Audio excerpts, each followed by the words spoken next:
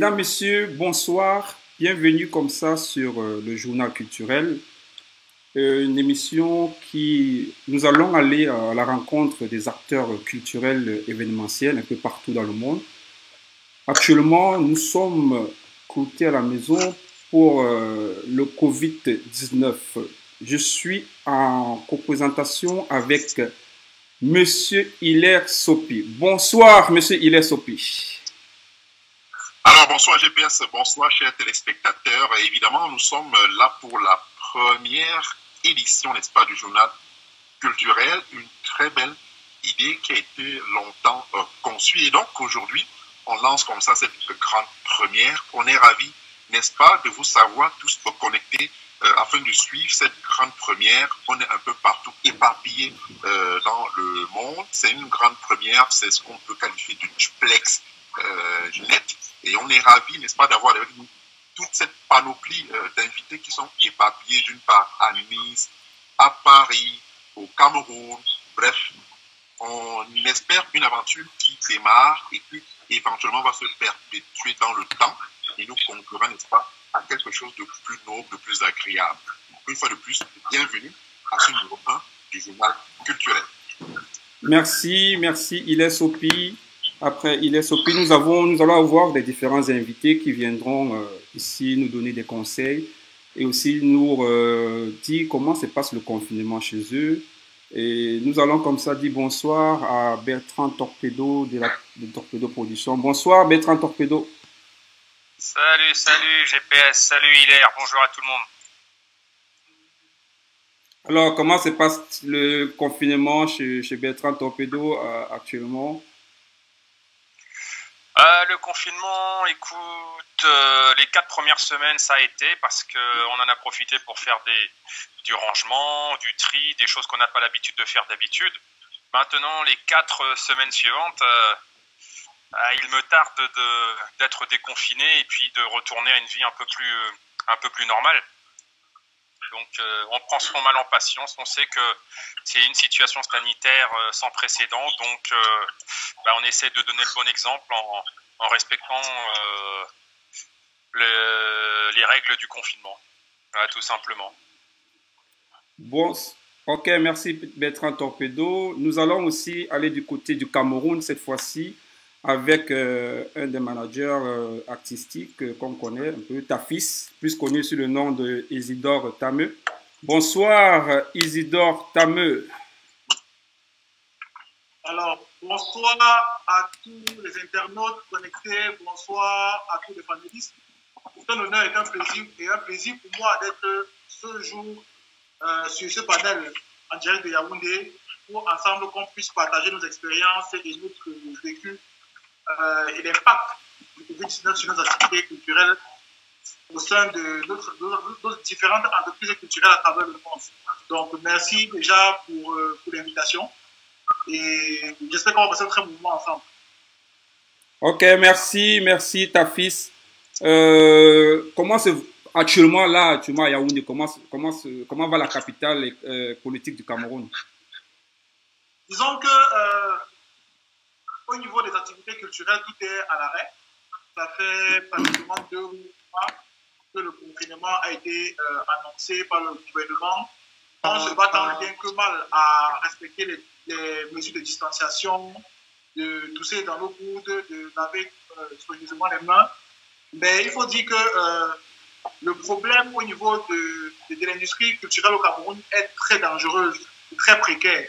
Parce qu'il faut savoir déjà le contexte. Donc, c'est assez compliqué. Donc, moi déjà en tant que producteur, manager et événementiel, les activités sont en arrêt. Donc, on est confiné à la maison. On travaille sur des projets en espérant pouvoir les lancer dès que le déconfinement sera annoncé. Donc, pour le moment, on reste à la maison, on travaille, on rédige et on subit les effets néfastes du confinement. Ok, merci Tafis, merci pour l'intervention. Nous allons toujours rester au Cameroun, du côté de Douala, pour aller rencontrer l'artiste DJ Giraben. Bonsoir DJ Giraben. Bonsoir à tout le monde, bonsoir chers frères et amis. Bonsoir les milliers de téléspectateurs de GPS TV. Bonsoir les grands promoteurs culturels qui sont en ligne. Bonsoir, bonsoir, bonsoir. Comment se passe le confinement du côté de DJ Gérard Ben? C'est un peu compliqué, comme le disait M. Tafis tout à l'heure. Tous les événements culturels sont aux arrêts. Mais du côté de DJ Gérard Ben, j'en profite un peu pour me concentrer sur les projets que j'avais en cours. Et je peux aussi dire que ça a fait à ce que mes arrangeurs sont désormais un peu disponibles parce que tout le monde était dispersé. Bon, on a la chance que au Cameroun, le confinement n'est pas comme en Europe où on bloque tout le monde dedans. Nous, on a la chance de sortir. Donc, actuellement, DJ Gérard Ben, c'est studio, maison. J'en profite pour travailler sur des projets, des trucs que j'avais écrits en réserve, quoi. Donc, j'ai la disponibilité de mes arrangeurs. Eux-mêmes n'ont plus trop d'activités, ils ne sortent pas, ils sont là. J'en profite pour me donner des heures de travail et puis j'en profite, quoi, pour le moment. Ok, merci DJ Gérard Ben. On va revenir ici du côté de Nice pour aller rencontrer une grande dame, la princesse l'Azurienne NKS. Il s'agit d'elle qui organise malheureusement le 14 mars, a interrompu sa soirée par décision administrative de pouvoir arrêter toutes les soirées à partir de minuit alors que nous étions pleins dans le bain de l'organisation de cette soirée. Bonsoir l'Azurienne NKS. Bonsoir, bonsoir GPS. Je dis bonsoir à tout le monde. Hein. Et bonsoir au niveau de la Côte d'Azur, mes Azuriens et mes Azuriennes. Et je dis bonsoir à tout le monde. Bonsoir. Alors, comment se passe le confinement du côté de la Côte d'Azur actuellement? Plus précisément du côté de Nice, où je suis à quelques minutes de Nice. Ça se passe un coup bien, un coup mal. Déjà parlant de moi-même, hein, la première semaine a été très dure. Je dis bien très dure, vu ce qui s'est passé le 14. Et donc, entre l'allocution du Premier ministre, c'était pas vraiment évident pour moi. C'était un coup de masseur, quoi. Donc, tout est mélangé, l'angoisse de la soirée et la décision. C'était très dur sur moi. Mais bon, j'ai pris, hein, j'ai pris ça comme ça pour avancer. Donc, pour le moment, j'essaie un peu de gérer ça comme ça. Ok. Nous revenons à Paris pour accueillir le couple Amout.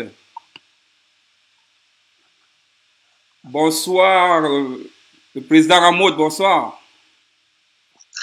Bonsoir, GPS.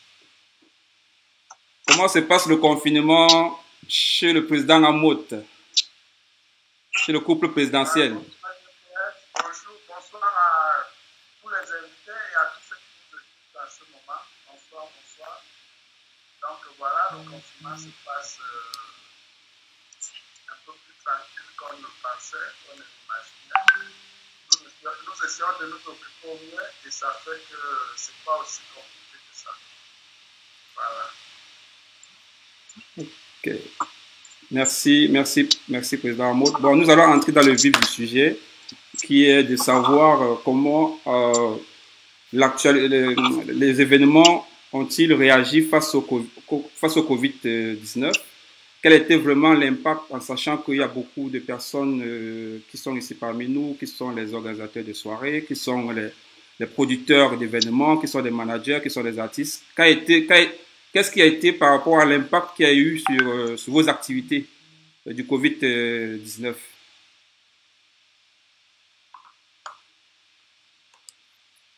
Qui veut réagir? À vous, hein, la personne. Ah, tu veux pas. Je pensais que tu allais citer quelqu'un. Non, c'est chacun libre, la personne qui veut prendre et répondre à la question. Bertrand Torpedo. Moi, en ce qui me concerne, donc, en tant que producteur de spectacle, personnellement, ça a été parce que je n'avais pas trop de spectacles de prévus sur les mois impactés. J'avais un spectacle avec le petit Congolais Yalevis là au Casino de Paris et 3 autres spectacles de prévus en juillet. Donc j'ai pu tout annuler sans que ça me coûte trop d'argent. En revanche, la catastrophe, c'est tout simplement que les rentrées d'argent vont être compliquées. Mais je me considère chanceux quand je vois tous ceux qui ont dû annuler des dizaines et des dizaines de concerts dans ma profession. J'entends l'Azurienne qui a dû annuler à la dernière minute un spectacle. Je n'ose même pas imaginer ce que ça a pu coûter, engendrer comme problème. Elle va nous en parler, je pense, tout à l'heure. Donc moi, d'un côté, je me sens chanceux parce que j'étais pas trop impacté. Si ça avait été la même situation à la même époque l'an dernier, mais je sais pas comment j'aurais fait parce que pour le coup, j'avais énormément de projets. L'an dernier, j'avais une scène musicale, c'est-à-dire une salle de 6000 personnes à Paris. J'avais 2 Olympias, j'avais une tournée européenne, donc ça aurait été vraiment, vraiment dramatique. Donc personnellement, je suis chanceux. Mais maintenant, on sait que dans notre métier, déjà en France, on peut rien faire avant la fin de l'été. Et quand bien même on va retourner à la fin de l'été, est-ce que les gens vont vouloir acheter des tickets de spectacle? Est-ce que même les frontières vont être ouvertes? C'est-à-dire que si on veut faire venir Gérard Ben ou Sissoul, on ne sait même pas si c'est en juillet, en août ou en octobre ou novembre que les frontières seront ouvertes. Donc c'est assez compliqué. On est dans une incertitude financière, on est dans une incertitude sanitaire et on est dans une incertitude totale en fait. Pour l'instant, je pense que on essaie juste de survivre et de ne pas tomber malade. Après, pour le reste, on verra dans quelques semaines ou dans quelques mois ce que ça va donner. Avant de passer à GPS, qui est de l'autre côté, vous qui êtes féru de l'événementiel, pensez-vous un instant qu'on sortira de cette situation aussi simplement que ça? D'autant plus qu'on sait au niveau de la France, avec toute la bonne réglementation, toute l'envie de faire les choses de façon noble, est-ce que vous pensez vraiment qu'on peut se tirer d'affaire au terme de cette situation? Non, absolument pas. Déjà, ça va rabattre les cartes parce que beaucoup de sociétés vont couler, vont faire faillite. Beaucoup d'artistes vont certainement devoir, tous les artistes précaires vont certainement devoir faire des choix, pas liés à l'urgence, c'est-à-dire aller chercher peut-être un travail qui ne correspond pas à son travail artistique. Il s'agit de survivre, il s'agit de survivre tout simplement, et on sait tous que dans une société, lorsque tout va bien, il n'y a pas de problème. Mais quand ça va pas, c'est chacun pour soi, c'est sauf qui peut. Donc, on va vraiment voir comment ça va se passer. Mais je pense que ça va vraiment être très, très, très problématique. Et seulement ceux qui ont les moyens ou le carnet d'adresse à l'heure actuelle vont pouvoir s'en sortir correctement. La situation reviendra normale dans 2 ou 3 ans, selon moi. Wow. Alors, je voulais quand même rebondir pour demander quand même une petite question à Gérard Ben qui est du côté de Douala. Alors, si GPS bien évidemment me le permet, comme nous sommes. Alors, Gérard, vous qui êtes du côté du Cameroun, de Douala principalement, qui est la capitale économique du Cameroun, on sait tous que en ce qui concerne la culture et toute la réglementation de votre métier au niveau du Cameroun, ce n'est pas suffisamment structuré. On sait qu'en France, les intermittents du spectacle et bien nombre des artistes qui cotisent, qui font des cotisations, ont un peu de quoi tenir avant, n'est-ce pas, que les choses ne reviennent. Comment un artiste qui vit de son art à Douala, au Cameroun, comment il fait en ce moment de confinement où il n'a pratiquement aucun spectacle qui se profile à l'horizon pratiquement? Déjà, il n'a rien eu il y a presque un mois. Il n'en aura rien dans 2, 3, 4 mois. Il vit comment?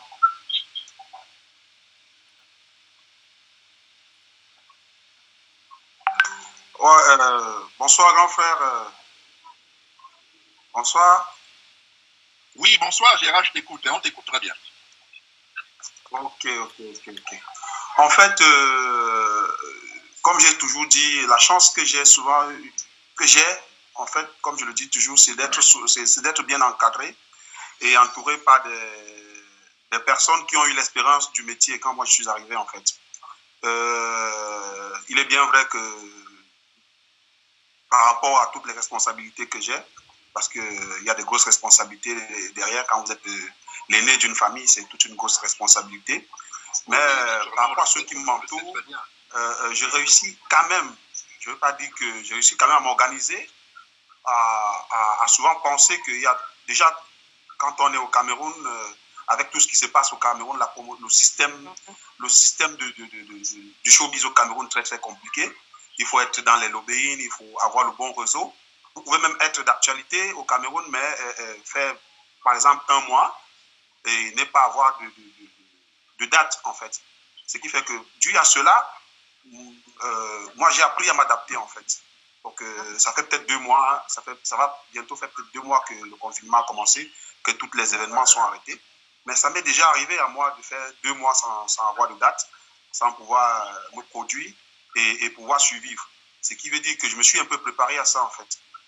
Ça m'arrive souvent. Peut-être que si ça va, comme disait M. Topero tout à l'heure, si ça va à 1 an, 2 ans, peut-être que là, ça serait sérieux. Mais pour le moment, je me dis que ce n'est que 2 mois. Donc, pour le moment, on gère encore, en fait. On a mis un peu de côté, je peux dire ça comme ça.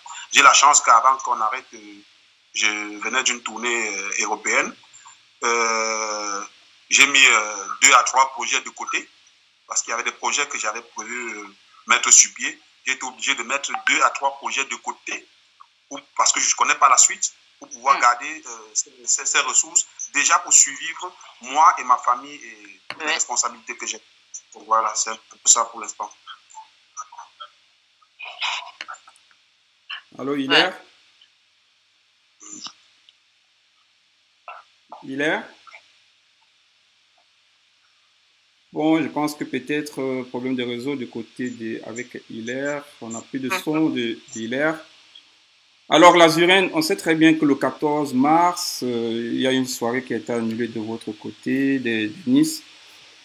Quelle a été vraiment votre réaction après la décision du Premier ministre de fermer tous les lieux publics et aussi les boîtes de nuit, restaurants, et tout ça jusqu'à minuit? Quelle a été votre réaction après tout ça? C'était très très dur déjà. C'était très dur parce que je réfléchissais déjà en amont. Est-ce qu'il fallait arrêter ou pas? Mais comme tu le sais, toi et moi, que ma soirée était sous le haut patronage de la ville de Nice. Même si j'avais les atouts, même si je pouvais prendre des décisions en me disant je vais tout arrêter, parce que une semaine avant, j'avais des coups de fil quand même où on me demandait est-ce que tu vas continuer ou tu ne vas pas continuer. Mais quand tu as quelqu'un qui te donne un coup de main, tu ne peux pas prendre la décision seule d'annuler une soirée. Alors moi, j'attendais toujours le coup. J'attendais l'appui de la mairie pour me demander, pour me poser la question. Est-ce que tu veux continuer ou pas? J'attendais. Même si j'appréhendais, entre guillemets, ce qui se passait, quoi. Je me suis dit, je vais jusqu'au bout. Étant donné le Premier ministre, au départ, c'était 100 personnes. Vous le saviez très bien que les soirées des Africains, 100 personnes, ce n'est pas possible. Bon, on s'est dit qu'on va essayer de gérer, si c'est possible, d'aller jusqu'au bout. Mais vers 17h, où la mairie m'a appelé pour me demander si j'étais prête, s'il faut arrêter, qu'est-ce que j'allais faire. J'étais prête, j'étais préparée moralement. Donc, quand la décision est tombée, ce n'était pas facile pour moi. Vraiment, ça n'a pas été facile de dire non, on arrête. C'était vraiment, vraiment, vraiment pas facile pour moi.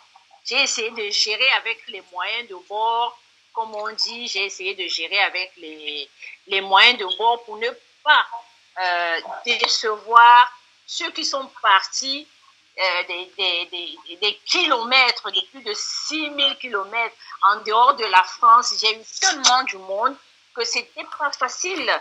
C'était pas facile pour moi de prendre le micro, de prendre la parole devant ces personnes.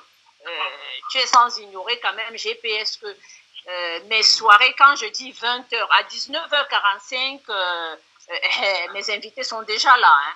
Parfois, c'est moi qui accuse le retard, moi la Zurène, quoi. Mais ici, sur la Côte d'Azur, quand on dit 20h, à 19h45, quand nous sommes en train de prendre même, de régler la lumière pour regarder si tout se passe bien, j'ai déjà des invités devant moi. Donc, ce qui fait que ça n'a pas été facile. Franchement, ça n'a pas été facile. Mais comme disait Gérard Ben, que quand on est bien entouré, j'ai été très, très bien entourée. J'ai eu des personnes, malgré le direct, qui sont venues quand même me soutenir. Ils n'ont pas attendu, ils ont regardé le direct à travers, mais ils ont quand même fait tout moyen possible pour être là. Ils ont été là. On a profité même pour l'anniversaire de Momo. On a coupé le gâteau de Momo pour l'anniversaire. Donc, j'ai été très bien entourée, mais c'est encore là. C'est encore là. Pour le moment, c'est ce que je vais dire. Avec le temps, on va essayer de développer. Ok, merci Lazurène, vraiment merci pour ce passage. Le couple Amotte. Monsieur Amotte, le couple présidentiel Amotte, on sait très bien que voilà, à chaque fois, vous êtes toujours là pour soutenir l'événementiel. Qu'est-ce que ça vous fait maintenant de rester à la maison et ne pas sortir? Ouais. Ah, mais il faut avouer que normalement, les plus touchés, c'est nous. Hein. Les organisateurs, quoi, qui pètent financièrement, mais qui est bon le show. Qu'est-ce qu'on fait? Nous sommes là enfermés 24 heures sur 24. Même pour sortir, pour aller faire des achats, comme on dit, nous on a peur de se foutre, le gens ne sait jamais. Vous savez, cette maladie, ce n'est pas une maladie visible, c'est un ennemi invisible. Donc, voilà, nous sommes obligés de nous confiner et respecter les mesures barrières qui ont été prescrites par le gouvernement. Et là, on annonce bientôt le déconfinement, c'est-à-dire que tout reprend à zéro, on y va? Non. Selon moi, ce n'est pas un déconfinement, vu que nous serons toujours quasiment enfermés. À partir du moment où les restaurants, les bars, les boîtes de nuit ne sont pas ouverts, pour nous, il n'y a pas de déconfinement. Tu le sais très bien, GPS. La seule chose qui nous amuse sont les restaurants, sont les bars et tout le reste. Nous sommes Camerounais, nous devons la tête. Et voilà. Donc, tant que nos soirées ne sont pas réouvertes, que je ne vois pas des affiches, des annonces, je ne peux pas sourire. Donc, au niveau familial, ça va. Je m'amuse bien avec ma femme et mes enfants. Là, ça me réconforte. Mais, excusez-moi de vous dire sincèrement, je suis triste. Voilà. Wow, président. Ok. Alors, DJ Gérard Ben, ta fils au Cameroun, comment ça se passe? On sait très bien que vous êtes manager d'artistes. Et actuellement, quel est l'agenda actuellement avec le Covid-19? Comment voyez-vous l'avenir? Comment voyez-vous l'avenir de vos artistes que vous gérez actuellement? Actuellement, je vous promets que c'est assez compliqué parce que déjà en production, j'ai 5 artistes. Parmi les 5 artistes que je produis, le plus abouti en ce moment, c'est Sissoul.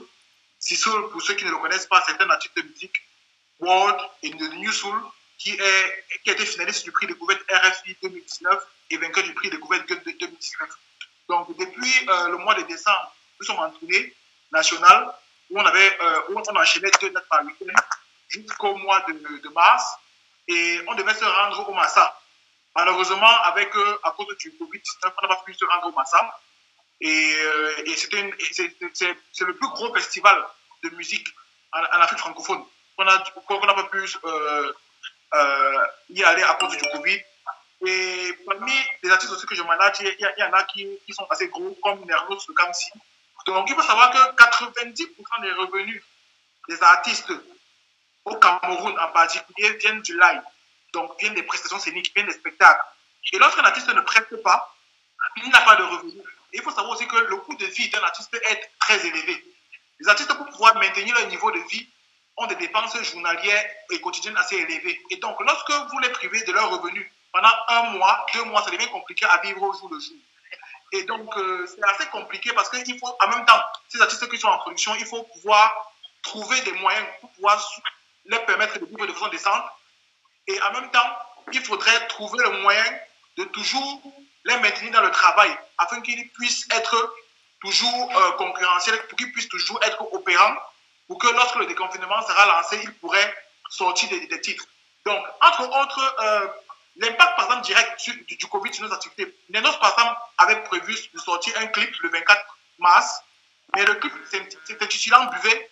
On ne pouvait pas faire la promotion d'une chanson qui s'appelle Buvez et amener les gens à boire, pourtant on leur demande de rester confinés. Donc c'était compliqué. On a dû annuler la sortie du clip pour le repousser à une date ultérieure. Donc le Covid-19, par exemple, a un impact réel, en fait, que ce soit sur la sortie de la musique. Et même si tu sors une chanson maintenant pour faire la promotion, il faudrait que tu fasses un média tour. Tu ne peux pas aller dans les médias à cause des mesures de confinement. C'est compliqué, même pour faire la promotion d'une chanson.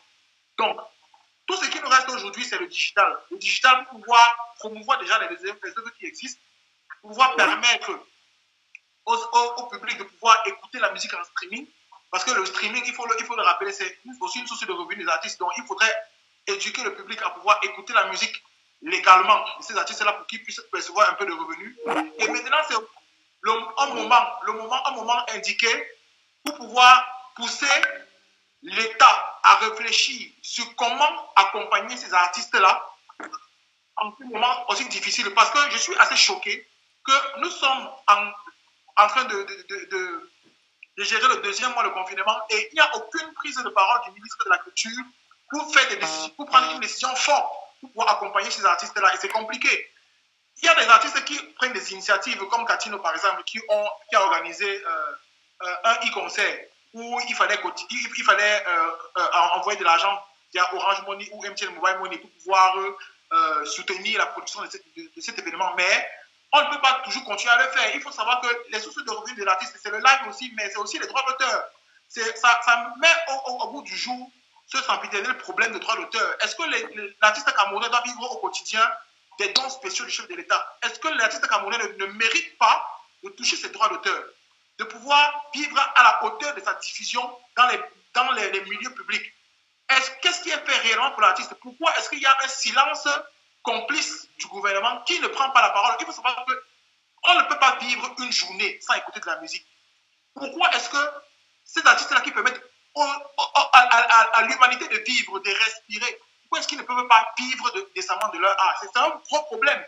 Et donc, le Covid-19 aujourd'hui met en lumière cette difficulté-là, que ce soit au niveau des créateurs de contenu qui sont les artistes, au niveau des producteurs d'événements qui investissent de l'argent au quotidien pour pouvoir promouvoir le contenu local, la richesse de la culture locale. Et ça, c'est grave. Donc, nous, de notre côté, moi, j'estime les pertes à environ 10 millions parce qu'en 2 mois, avec un catalogue d'environ 8 artistes qui étaient bookés jusqu'en juin, toutes les dates annulées, c'est assez compliqué. Donc, c'est une perte sèche de 10 millions de revenus qu'il faudrait absolument trouver des équations pour pouvoir gérer ça. Et donc, essayer de préparer de façon minutieuse pour la suite. Et c'est assez compliqué. Donc, c'est assez compliqué aujourd'hui pour un artiste au Cameroun de pouvoir gérer le confinement parce qu'il n'y a aucune mesure d'accompagnement. Et il faudrait qu'ensemble, on puisse trouver des voies et moyens, même des propositions pour que l'État joue son rôle régalien qui est de protéger la création, protéger la culture et protéger le créateur de contenu. Merci ta fils qui réagit depuis le Cameroun, qui est le manager artistique.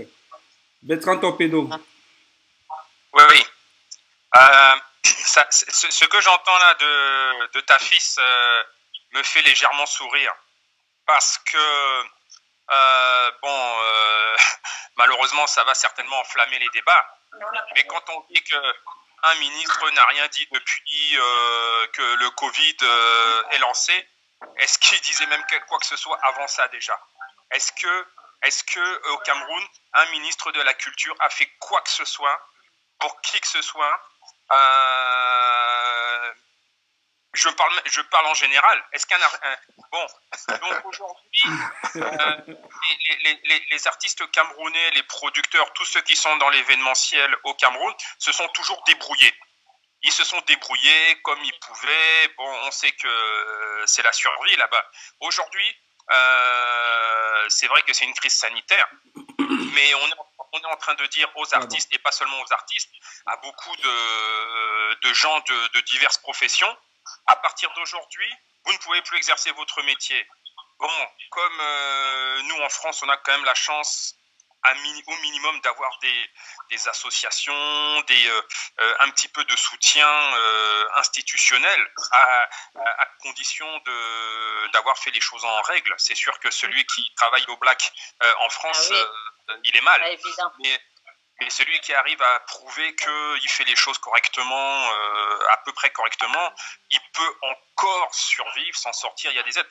Mais au Cameroun et dans tous les pays d'Afrique, c'est comme je disais tout à l'heure, c'est sauf qui peut.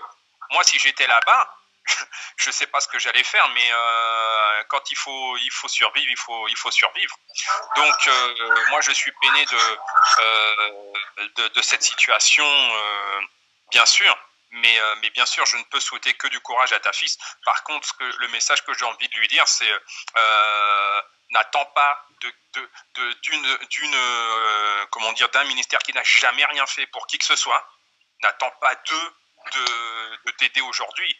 Essaye de trouver des solutions malheureusement par toi-même. C'est un peu voilà, c'est ce que je ressens. On a entendu tout à l'heure Gérard Ben qui disait « J'ai fait ma tournée européenne, j'ai un petit peu de provision. » Mais si sa tournée européenne allait commencer le 1er avril, il serait dans quel état d'esprit Il serait dans l'embarras total. Voilà.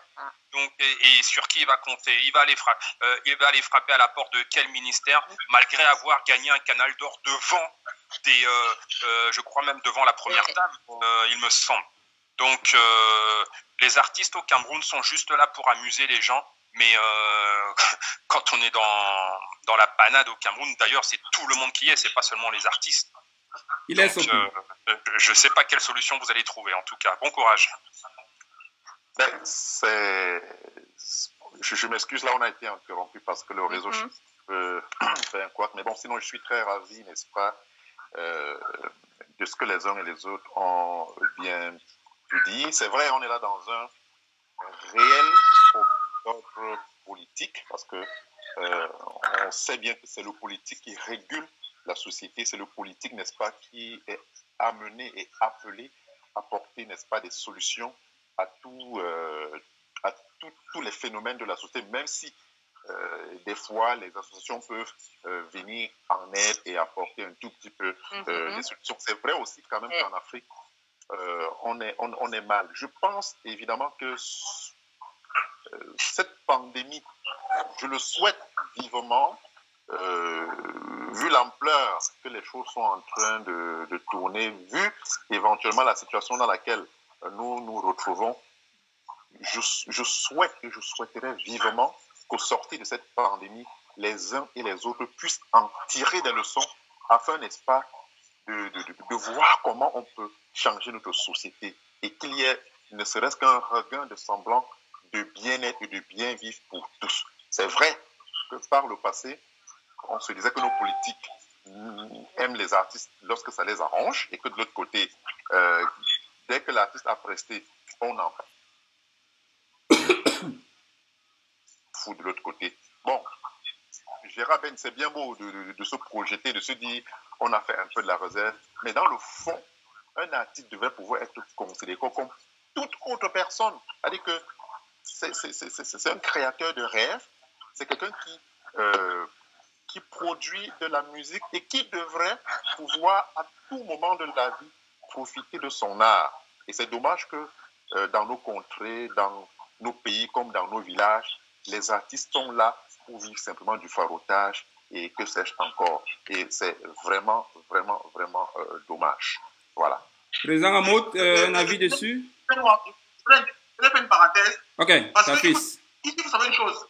Par exemple, si Gérard Ben a fait une tournée européenne, il a des réserves. Mais qu'en est-il de tous ceux-là qui n'ont pas eu la chance de faire une tournée européenne ou de faire et ils sont des milliers de jeunes qui ont des milliers de familles derrière eux, qui n'ont pas eu cette chance de pouvoir anticiper sur le coronavirus et qui n'ont pas de revenus auxiliaires. Parce que être artiste ou promoteur culturel, c'est un métier à part entière. Et donc, que deviennent-ils 2 mois après le Covid-19? Quelles sont les mesures qui sont prises pour les accompagner? C'est dangereux. Et maintenant, laissons à côté des artistes et des promoteurs culturels. Il faut voir toute l'industrie autour de l'artiste. Il faut savoir les producteurs de son, les beatmakers, ceux qui font qui ont les studios d'enregistrement, les mixages d'enregistrement et tout ça. Tous ceux qui ont des salles de spectacle, tous ceux qui ont des boîtes de nuit, des lieux de divertissement. Ils font comment? On ferme les lieux de divertissement 2 mois après. Les salariés, ceux qui lavent le sol, les DJ, ils font comment pour vivre? Quelles sont les mesures d'accompagnement qui ont été prises pour sauvegarder, pour ne pas empêcher que ces gens-là qui gagnent honnêtement leur vie ne se transforment en braqueurs, en voleurs, en violeurs? Parce que c'est un problème sociétal, et il est énorme, le mal est profond. Au-delà du Covid-19, qu'est-ce qu'on fait pour pouvoir préserver l'unité, l'unicité, des emplois? C'est des milliers, c'est des dizaines, des centaines de milliers d'emplois qui sont en danger. Alors, Saki, je vous coupe, excusez-moi. On voit bien qu'avec l'évolution de la pandémie, il est évident que la reprise sur le plan événementiel n'aura pas lieu dans 2, 3, 4 mois. Alors, si on vous comprend très bien, est-ce à dire que on arrivera à un niveau où, tel qu'on est parti là, le monde artistique est amené en Afrique et dans tout ce monde à mourir de sa propre mort? Oui, malheureusement, vu que je vous prends le cas du Cameroun et le cas de la Côte d'Ivoire, par exemple, que je vais passer bien. La Côte d'Ivoire a ce qu'on appelle le bureau ivoirien du droit d'auteur. Ils ont anticipé et ils ont sorti des milliards pour pouvoir aider les acteurs culturels. Au Cameroun, on ne sait pas si la SOCAM, la SONACAM ou leurs frères jumeaux qui sont censés gérer les droits d'auteur, s'ils n'ont aucune prise de parole, donc on ne sait pas à quoi ça sert, vu qu'ils n'ont jamais fait des répartitions basées sur des faits concrets, sur des écoutes, sur la diffusion de la musique. Donc, ils ne reversent pas les droits d'auteur, ils ne reversent pas, ils n'accompagnent pas les artistes. Et donc, si après 3-4 mois, les gars ne peuvent pas rester, ils ne peuvent pas toucher le droit d'auteur, ils ne peuvent pas organiser des spectacles, ils ne peuvent pas vivre. Soit on va se retrouver à clochardiser toute une industrie, tous nos stars seront soit obligés de devenir des braqueurs, soit faire des gorges profondes, excusez-moi le terme, soit se retrouver à faire des choses ignobles. Pourtant, être artiste, c'est un métier noble, s'il vous plaît. Donc, pourquoi est-ce que l'artiste au Cameroun mérite cette position-là? Est-ce que c'est un troubadour? Est-ce que c'est un clown? Est-ce que l'artiste est un clown? Est-ce que l'artiste mérite ça? C'est assez pertinent. Je vais rebondir un peu sur Torpedo.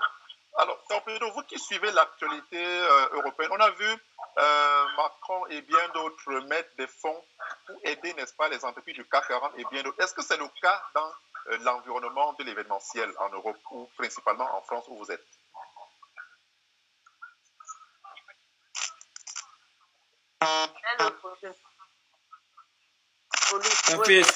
Torpedo le son. Excusez-moi. C'est bon là maintenant. Ok, Bertrand Torpedo. Je disais, en Europe, il va y avoir des aides, mais pour avoir des aides, il faut avoir montré patte blanche et il faut avoir été impeccable au niveau de ses projets, de son administratif et de sa comptabilité.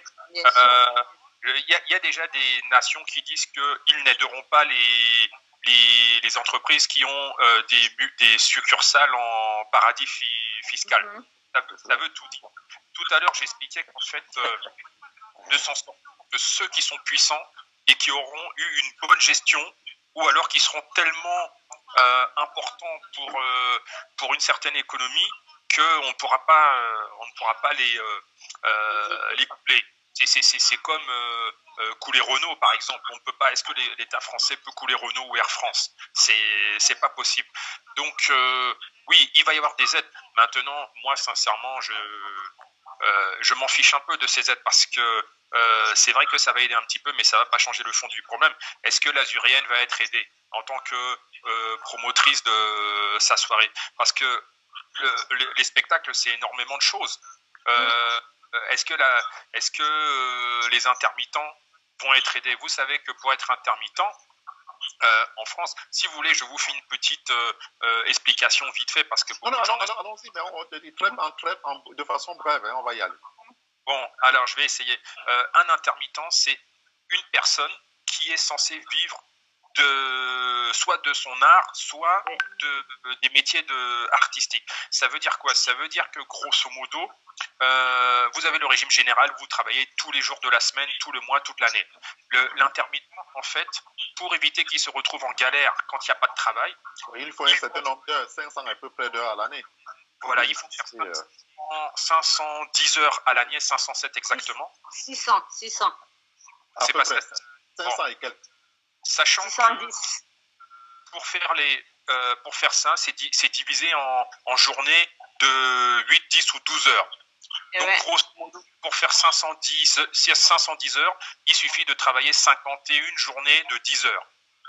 Donc, quand vous avez fait ce quota, vous allez voir le Pôle emploi, vous dites j'ai fait mon quota d'heures. Eux, ils calculent vite fait et ils calculent ce que vous avez gagné, combien vous avez travaillé, ils vérifient que c'est bon et ils calculent ce qu'on appelle un quotient journalier.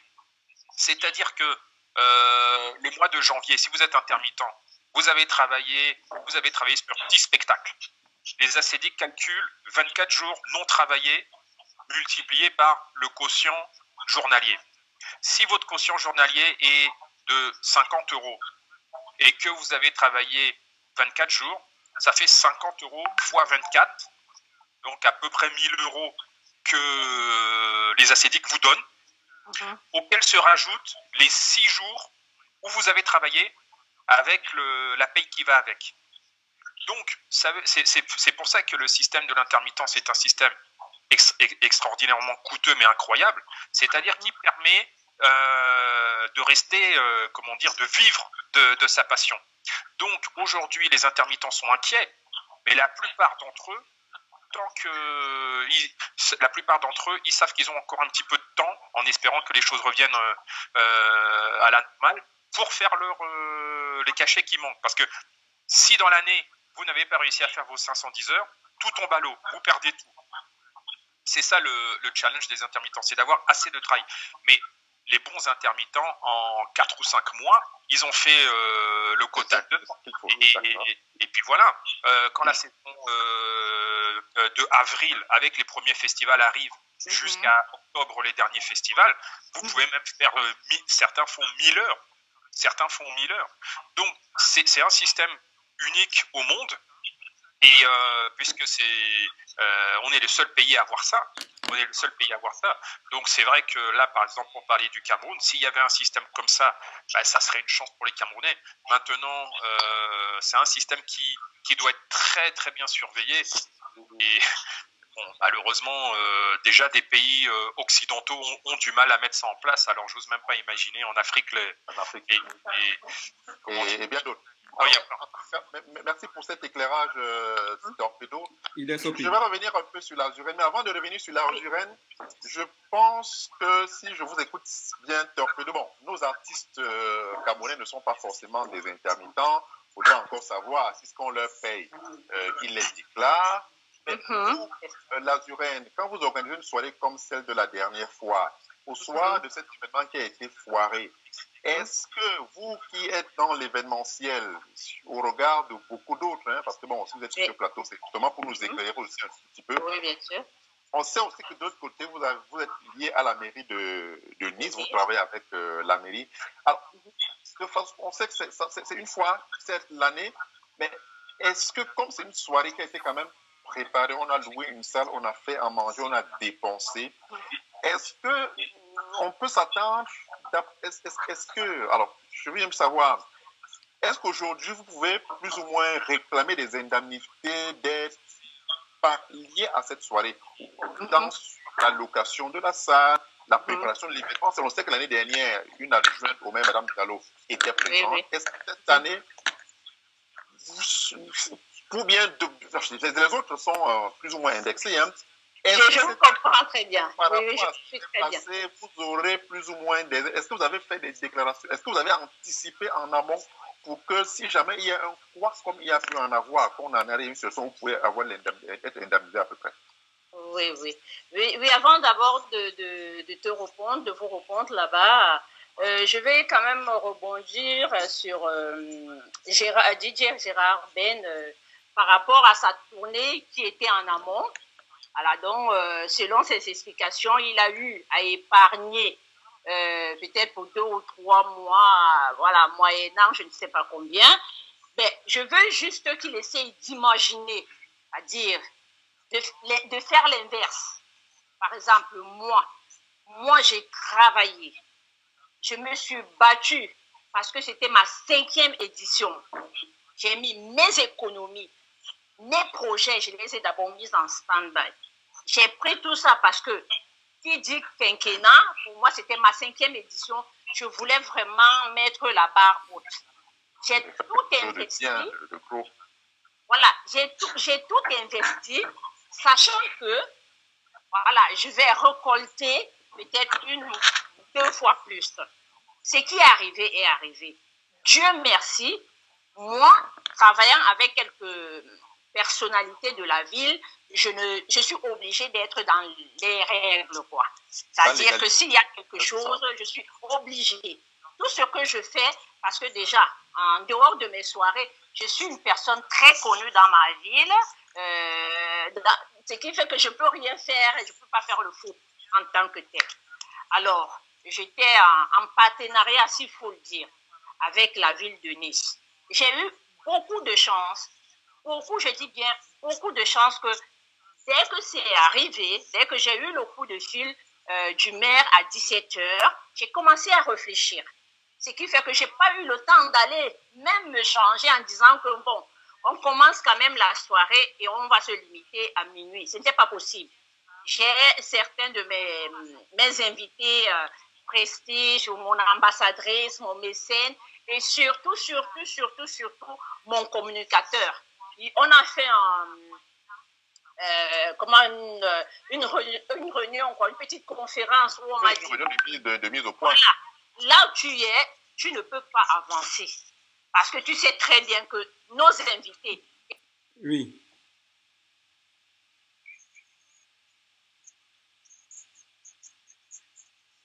Oui, vas-y.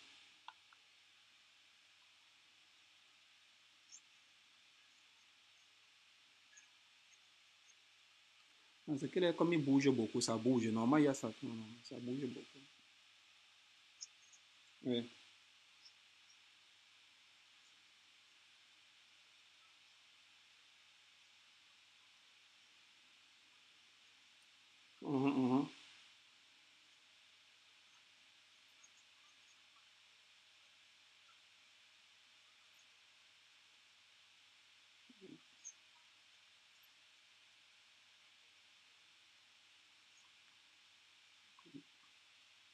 Un formulaire qu'on prend toujours vers les mairies, quoi, qu'on retrouve, tu peux aller demander pour prolonger. Parce que lui, comme il a une boîte de nuit, il arrête toujours.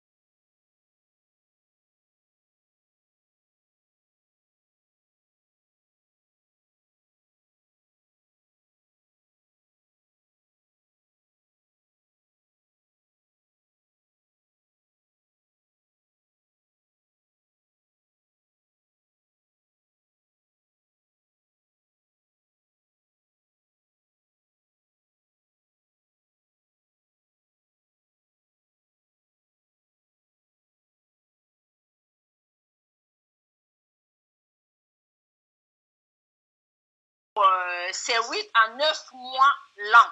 Et 12 mois, je travaille 8 à 9 mois l'an. Alors, là, en septembre, on a déjà fermé. Qu'est-ce que je fais? Moi, je ne pense à rien. Je ne fais pas de projet. Mes projets sont dans ma tête. Si peut-être, on ne sait jamais, tout s'arrête là aujourd'hui. On dit, bon, ok, c'est bon, c'est fini, le Covid est passé, on peut reprendre la vie. Mais tu le sais très bien que ce n'est pas ça. Nous ne sommes pas sortis de l'auberge. Ça, c'est vrai. En tout cas, merci infiniment avec le doux soleil, n'est-ce pas, qui nous vient de la Côte d'Azur. Oui. Alors, Takis, dites-nous le mot de la fin, que dites à vos artistes, que dites, n'est-ce pas, à tous ceux qui vous suivent de par le monde aujourd'hui et ce soir depuis Paris. Le Covid-19 est une leçon. Est une leçon. Cette période qu'on vit aujourd'hui doit nous servir de leçon. Doit être comme un point témoin dans l'histoire de l'humanité. Pour que plus tard, si l'humanité est confrontée à une pandémie pareille, que l'on puisse être préparé pour pouvoir mieux protéger le secteur de la création, le secteur de la culture. Donc moi, je prends ce moment avec beaucoup d'humilité. Et pour moi, c'est un moment pour apprendre. C'est vrai, je ne suis pas toujours celui-là qui va se plaindre, mais qui va se baser sur les problèmes qu'on vit au quotidien pour pouvoir anticiper sur le futur, apprendre et comprendre et pouvoir mieux s'adapter. Donc, je pense qu'il est temps, et c'est le moment pour nous, acteurs culturels, artistes, promoteurs culturels, de pouvoir trouver des solutions pour maintenant et pour le futur. Donc, pour moi, le Covid-19 est comme un grand enseignement. Et donc, c'est donc aussi le moment pour nous de pouvoir faire des propositions. Parce qu'il faut toujours, lorsqu'on soumet des problèmes, lorsqu'on constate des problèmes, il ne faudrait pas se fixer uniquement sur le problème, mais il faut orienter son raisonnement côté solution. Quelles sont les solutions qu'on propose? Les solutions qu'on propose, c'est le fait de dire que nous sommes dans une profession assez compliquée sur le plan local. Il faudrait que l'on puisse s'asseoir, discuter, réfléchir, pour pouvoir trouver des solutions pour permettre non seulement à l'industrie de pouvoir vivre au-delà de pareilles crises, mais aussi ne jamais cesser d'apporter des contributions ou des idées au gouvernement, par exemple, pour pouvoir aider le secteur culturel à s'en sortir. Donc, pour moi, c'est qu'il faudrait qu'on puisse être des solutionneurs, apporter des solutions, vivre au quotidien, vivre au jour le jour, et permettre que si un type d'aventure, comme Torpedo l'a dit tout à l'heure, si ce n'est pas la crise sanitaire, ça peut être une crise sécuritaire. Et si demain, après le Covid, on fait face à une crise sécuritaire, qu'est-ce qu'on fait? Donc, il faudrait qu'on puisse anticiper et qu'on puisse mieux se préparer pour les prochaines fois. Et que l'on puisse sortir de ce confinement un peu plus grandi. En tout cas, merci bien, Takis, de votre contribution. Mais dites-nous tout de même, est-ce que vous croyez que les choses peuvent se normaliser d'ici avant la fin d'année? Disons que ça pourrait se normaliser si nous tous, nous conjuguons le sport. Si on travaille main dans la main, c'est possible. Mais ça sera difficile. Parce qu'il y aura encore beaucoup de scepticisme. Parce que les gens auront toujours peur.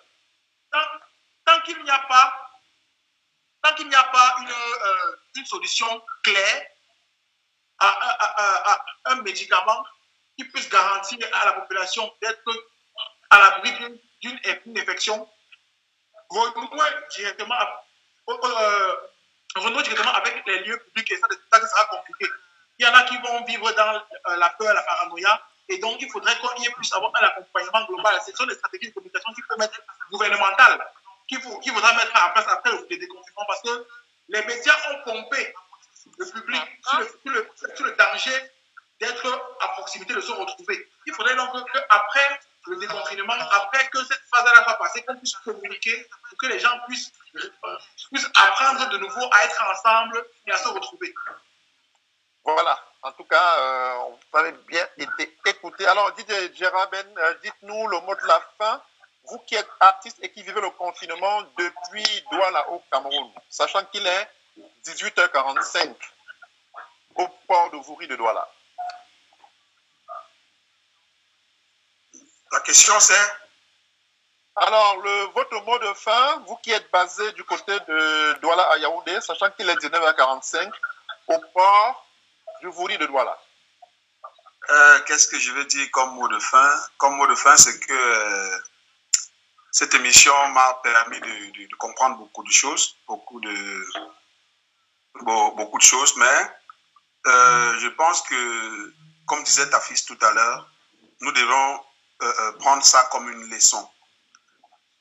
Nous devons commencer à anticiper, à se dire qu'aujourd'hui c'est une crise sanitaire, demain ça pourrait être une crise sécuritaire. Déjà que nous sommes à côté avec ce qui se passe au sud et au nord-ouest, c'est à côté de nous cette crise sécuritaire. Donc si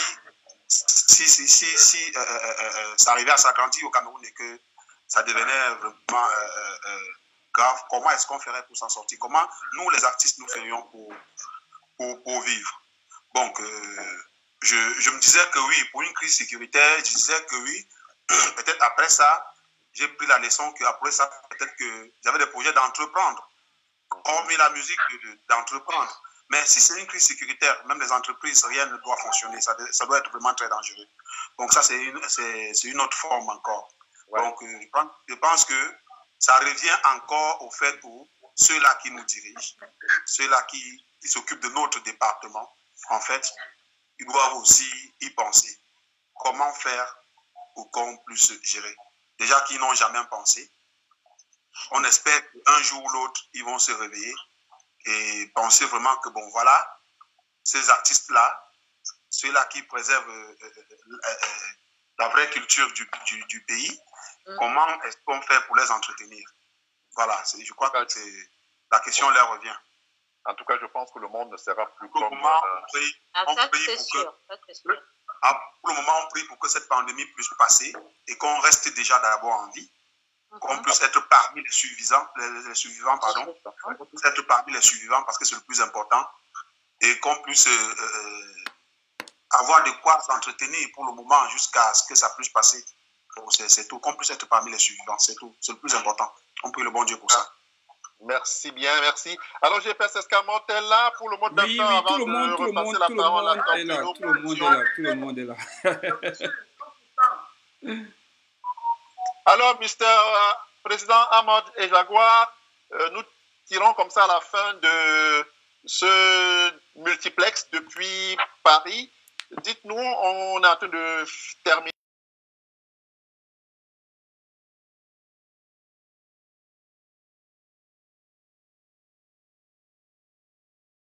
Au départ, j'ai senti au Cameroun que je ne pouvais rien attendre de personne. J'ai pris ma route.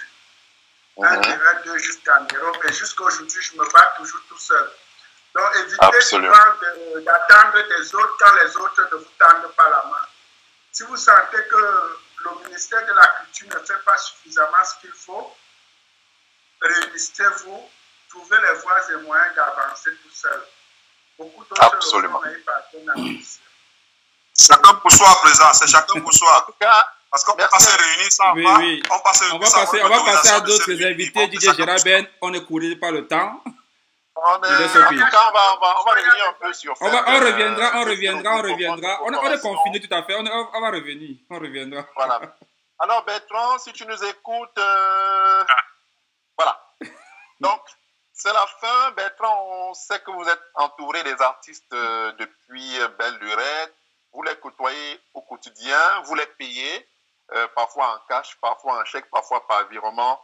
J'aimerais quand même aujourd'hui que vous qui êtes assez avertis, vous puissiez leur donner un conseil parce que parfois je me demande, mais ceux qui ne cotisent pas, ils font comment, ils vont faire comment?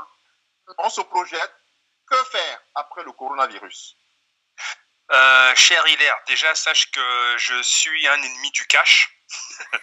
Donc je paye très rarement en cash, mais ça m'arrive parce que je comprends que par rapport à certains artistes africains, les virements et compagnie, c'est plus compliqué. Mais bon, après maintenant, j'ai plusieurs choses à dire quand même. Bon, déjà par rapport à ce confinement, comme je disais, on est tous partagés parce on frémit tous de vouloir sortir, de vouloir avoir une vie normale, mais en même temps, au fond de nous, on sait tous aussi pourquoi on est confinés et on sait tous que c'est pour notre bien. Et malgré malgré les gouvernements qui sont imprécis et qui ne savent même pas trop où on va, on sait que au fond, ils veulent faire ça pour notre bien.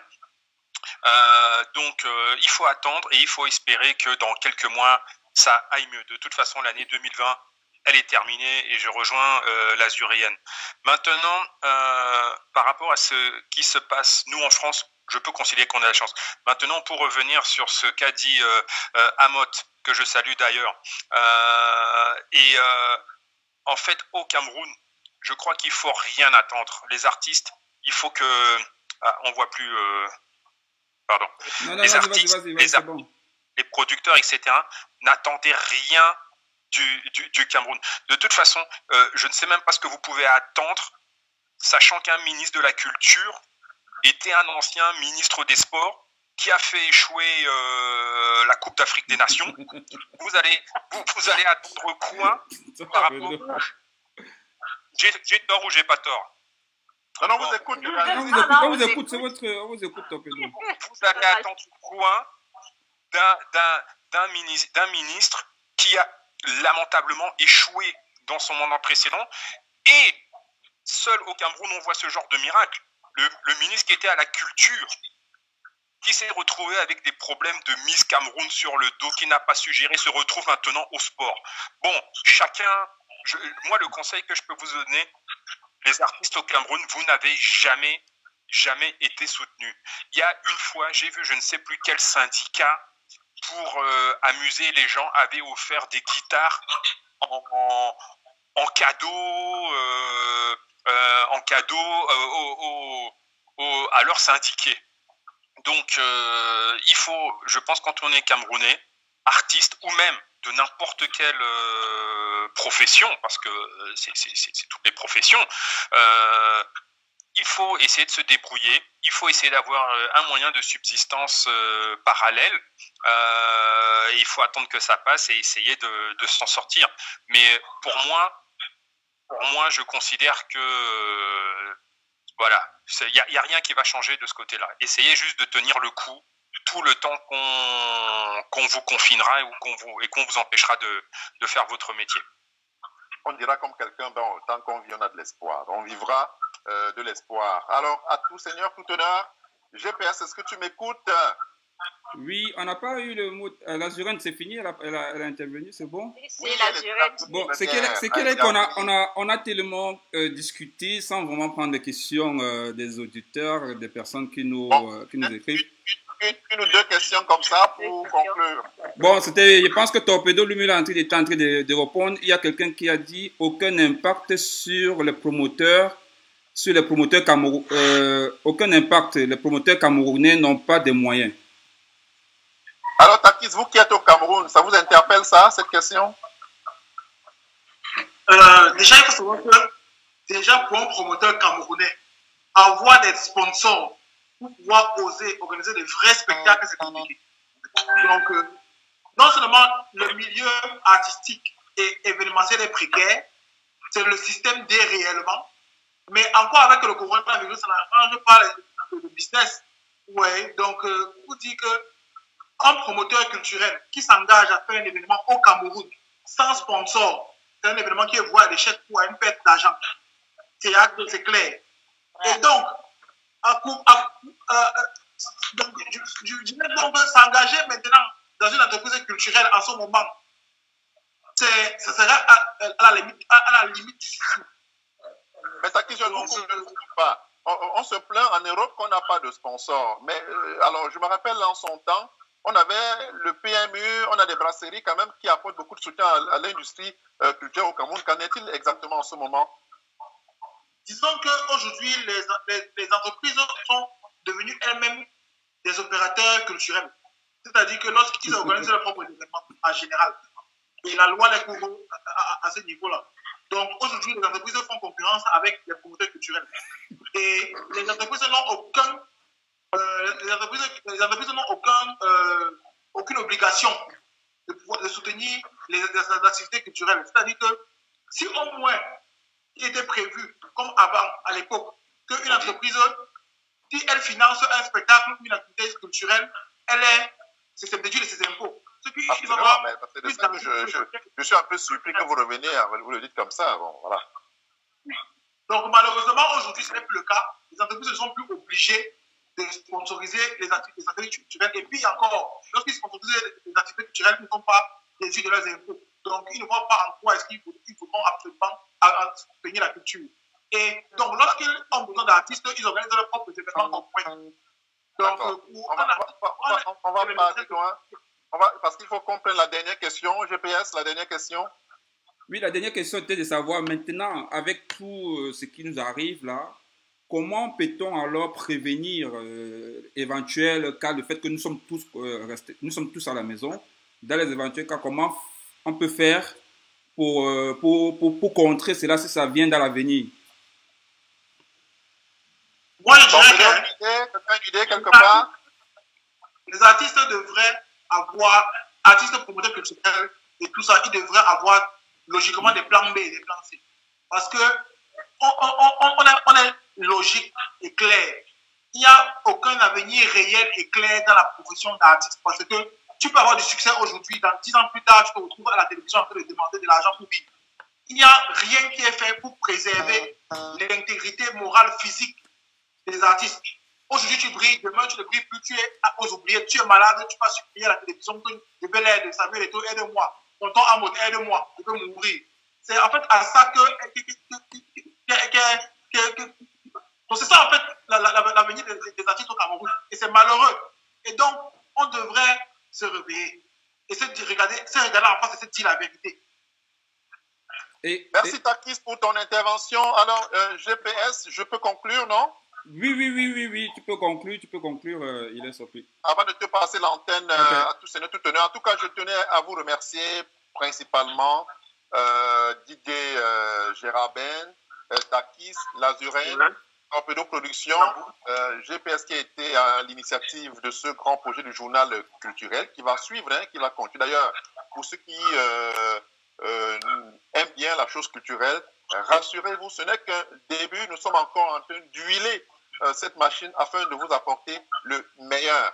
Merci, n'est-ce pas, à tous nos téléspectateurs de par le monde qui ont pris ce petit moment pour nous écouter. Excusez-nous pour dérater. Voilà, c'est le début. On pense qu'on va pouvoir s'améliorer avec le temps.